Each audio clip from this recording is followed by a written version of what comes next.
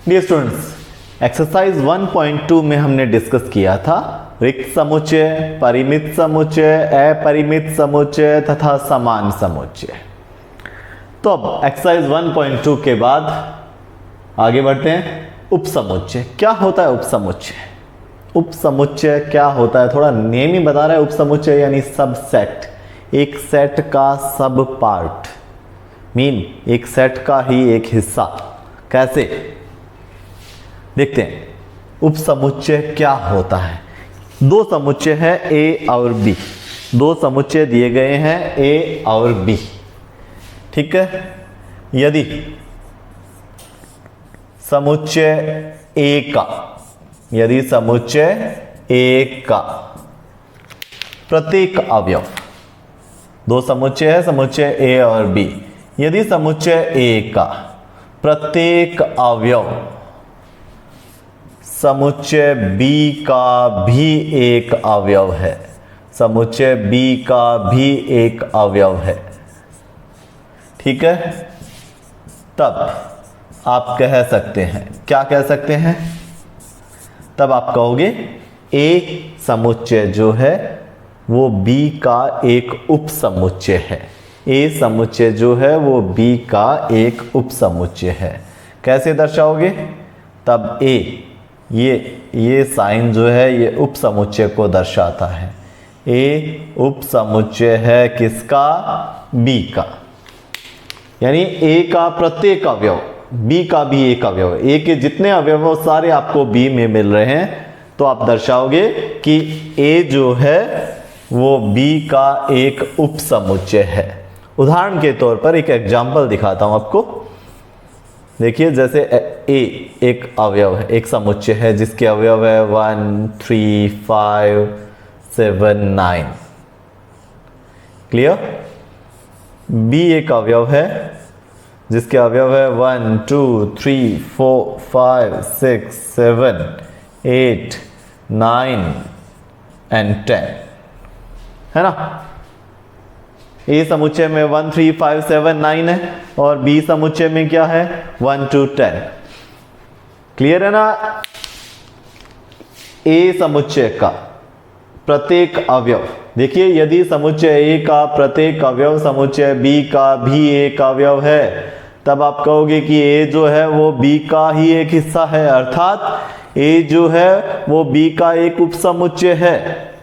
यहां दिख रहा है ना आपको, ए समुच्चय का प्रत्येक अवयव यानी 1, 3, 5, 7, 9 सब इंक्लूड है, शामिल है किसमें? समुच्चय बी में, ठीक है। अतः आप क्या दर्शाओगे इसे? कैसे दर्शाओगे? आप कहोगे कि ए जो है वो उपसमुच्चय है किसका? बी का। ए जो है ए उपसमुच्चय है बी का, क्योंकि ए का प्रत्येक अवयव समुच्चय बी का भी एक अवयव है। अतः समुच्चय ए जो है वो समुच्चय बी का उपसमुच्चय है, उसी का एक भाग है। क्लियर? तो अब देखिए कुछ एग्जाम्पल लेते हैं, देखते हैं कि उपसमुच्चय किस तरह से उपसमुच्चय का साइन जो है वो लगाते हैं, ठीक है। कैसे उपसमुच्चय, देखिए ये उपसमुच्चय का साइन है, ये इसका मीन होता है इज ए सबसेट, इसका मीन होता है is not a subset. Clear? जैसे इस पर भी एक एग्जाम्पल लेते हैं एज एग्जाम्पल। अब यहां ऐसा हो, समुच्चय ए में एक अवयव और इंक्लूड कर दें अलग से, क्या 11 इंक्लूड कर देते हैं, 11 शामिल कर देते हैं। क्या अब समुच्चय ए जो है वो समुच्चय बी का एक उपसमुच्चय है? देखिए ध्यान से, क्या है डेफिनेशन, क्या है परिभाषा, क्या है? समुच्चय ए का प्रत्येक अवयव यदि समुच्चय बी का भी एक अवयव हो, तब समुच्चय ए जो है वो समुच्चय बी का उपसमुच्चय कहलाता है। देखा कि समुच्चय ए में एक अवयव है 11 जो कि समुच्चय बी में नहीं है, अतः A is not a subset of B, यानी ए जो है वो बी का उपसमुच्चय नहीं है। क्लियर? आप इसे वीडियो को पॉज करके राइट कर सकते हो। अब देखिए आगे और डिस्कस करते हैं आगे इसको उपसमुच्चय के बारे में।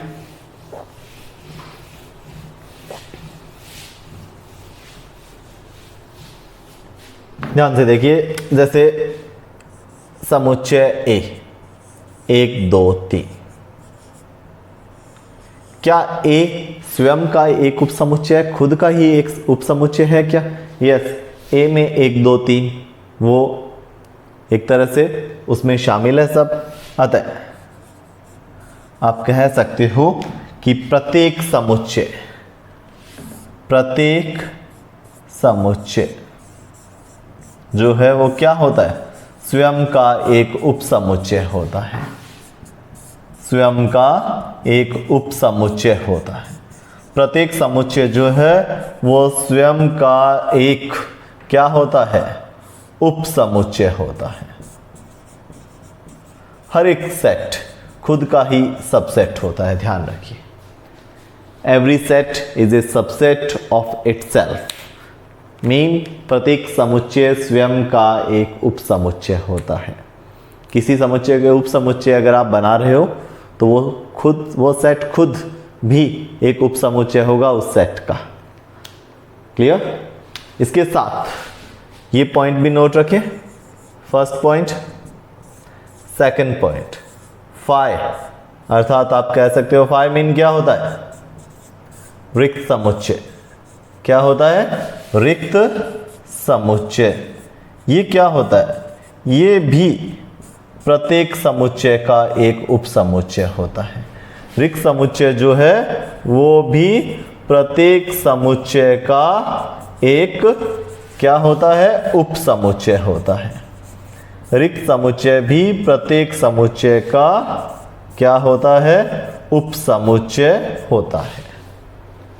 फाई यानी कि एम्प्टी सेट, ये भी प्रत्येक समुच्चय का एक उपसमुच्चय होता है। ये 2 पॉइंट नोट रखें।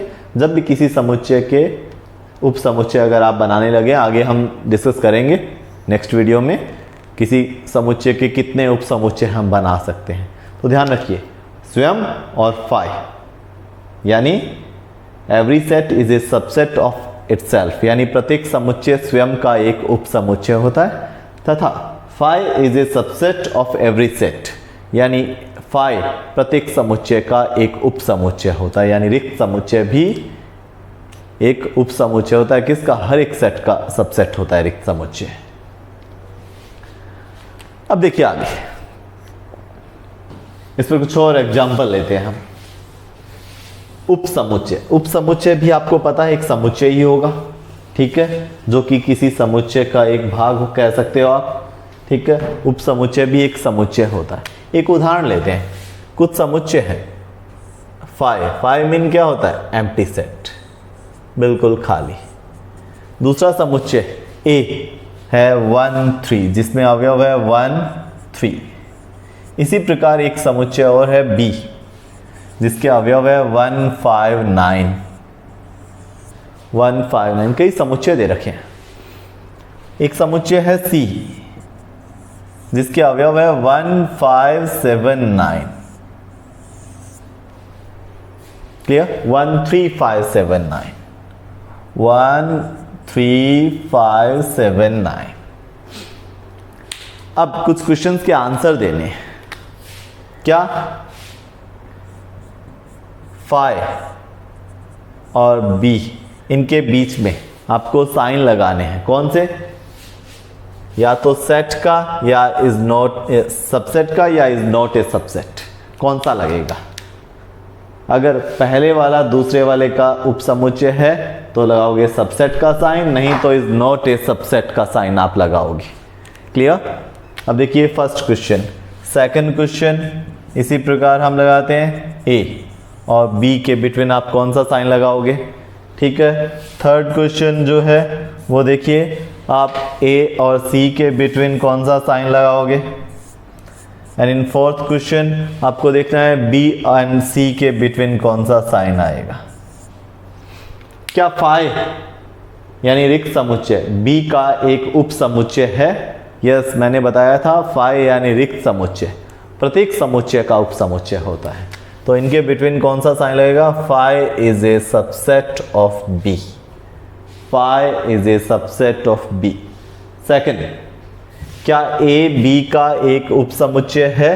यदि ए का प्रत्येक अवयव बी का भी एक अवयव है तो ए बी का उपसमुच्चय होगा। देखते हैं ए के अवयव 1 और 3, क्या बी में है? 1 तो है बट 3 नहीं है। 3 बिलोंग्स टू ए, 3 एक अवयव है जो बिलोंग्स टू ए को बिलोंग करता है but does not belongs to B, B को बिलोंग नहीं करता, बी में नहीं है, अतः A is not a subset of B. क्या ए सी का उपसमुच्चय है? यदि ए का प्रत्येक अवयव सी का भी एक अवयव हो तो ए सी का उपसमुच्चय होगा। 1 3, क्या सी में 1 3 है? Yes, 1 belongs to A and 1 C को भी बिलोंग करता है। 3 belongs to A and 3 belongs to C, यानी ए का प्रत्येक अवयव सी का भी एक अवयव है तो A is a subset of C, A is a subset of C. अब बी एंड सी के बिटवीन कौन सा होगा? क्या बी का प्रत्येक अवयव सी का भी एक अवयव है? 1 5 9, 1 belongs to B, yes 1 belongs to C. 5 belongs to B, 1 ऐसे 1 belongs to B and 1 belongs to C. 5 किसको बिलोंग कर रहा है? 5 belongs to B and 5 belongs to C. 9 belongs to B and 9 is also belongs to C, यानी समुच्चय B का प्रत्येक अवयव समुच्चय सी का भी एक अवयव है। अतः आप कह सकते हो कि समुच्चय बी के जितने भी अवयव है वो सब समुच्चय सी में शामिल है, अर्थात समुच्चय बी जो है वो सी का एक उपसमुच्चय है। समुच्चय बी जो है वो समुच्चय सी का एक उपसमुच्चय है। तो इससे कुछ क्लियर हुआ होगा कि उपसमुच्चय क्या है। ठीक है, तो देखिए यदि आप कह सकते हैं कोई अवयव ए है जो बिलोंग करता है किसको? समुच्चय ए को, ए बिलोंग्स टू ए, यानी ए समुच्चय ए का एक अवयव है। ठीक है, तथा समुच्चय ए जो है वो सबसेट है समुच्चय बी का। ठीक है, ए अवयव है, किसको बिलोंग करता है? समुच्चय ए को। समुच्चय ए के जो अवयव हैं वो है ए, और ए बी का सबसेट है। दिस एम्प्लाइज, इससे क्लियर होता है यदि ए बी का सबसेट है तो ए का प्रत्येक अवयव बी का भी एक अवयव होगा, तब ए बिलोंग्स टू ए, तब ए बिलोंग करेगा किसको? बी को भी। ए बिलोंग्स टू बी। क्लियर? एक अवयव है ए, कोई भी चर अवयव हो सकता है, वेरिएबल एलिमेंट कुछ भी हो सकता है, बिलोंग्स टू ए। ठीक है, यदि ए बी का उपसमुच्चय है तो ए का प्रत्येक अवयव बी का भी एक अवयव होगा, और यहाँ ये बता रहा है ए बिलोंग्स टू ए, यानी ये जो है ए का एक अवयव है तो ये बी का भी एक अवयव होगा क्योंकि ए बी का उपसमुच्चय है। अर्थात आप कह सकते हो ए बिलोंग्स टू बी। तो आगे वाली वीडियो में उपसमुच्चय को और ज़्यादा डिस्कस करेंगे और क्लियर होगा उपसमुच्चय क्या होता है और किसी समुच्चय के कितने उपसमुच्चय होते हैं और वो हम कैसे बना सकते हैं।